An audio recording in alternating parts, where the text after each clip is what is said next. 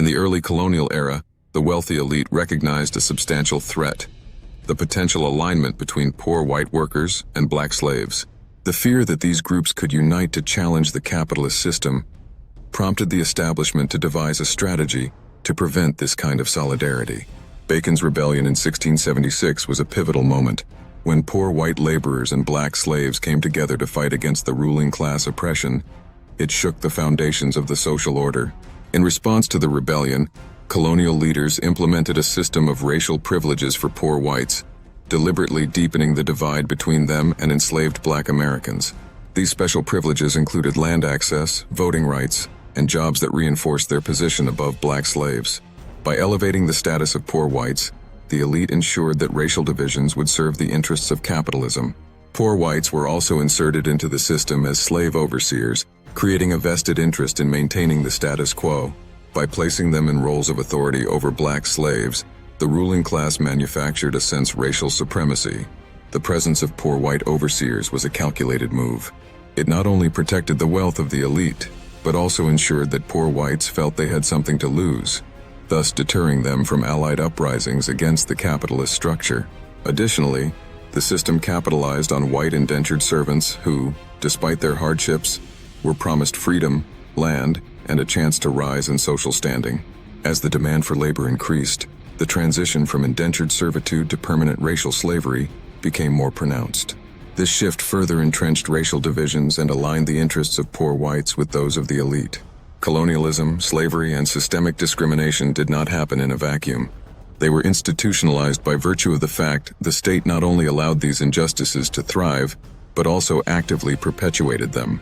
Racism found fertile ground within these hierarchical systems, where power dynamics favored certain groups over others. At its core, racism often thrives on hierarchical structures that exist under statism. Anarchism is not just about the absence of government, it's about the presence of equality, freedom, and self-determination. Without a centralized authority, the aggressive policies that marginalize or oppress certain racial groups face would lose their enforcement mechanisms. Racism inherently relies on systems of domination and exploitation. Racism thrives under democracy because of its majoritarian nature and the fact that the state has a monopoly on the use of physical force.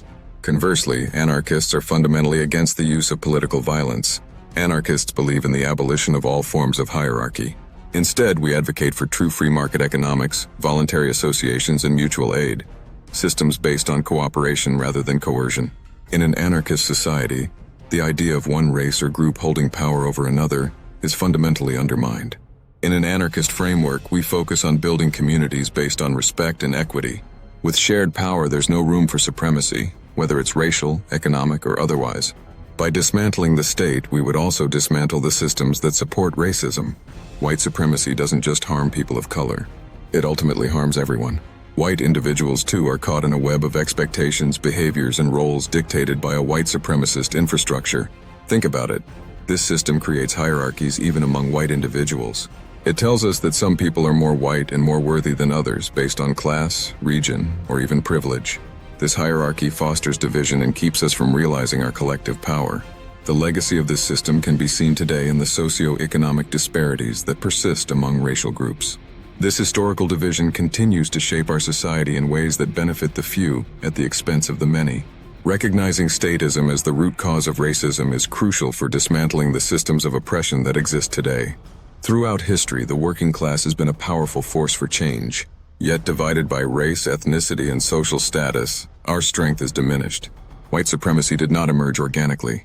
It was socially engineered to sow discord among the working class, pitting us against one another in a struggle for resources, recognition, and respect. By recognizing the origins of white supremacy as a tool designed to divide the working class, we can unite to challenge these oppressive constructs. Solidarity among all working people can be a powerful force for systemic change.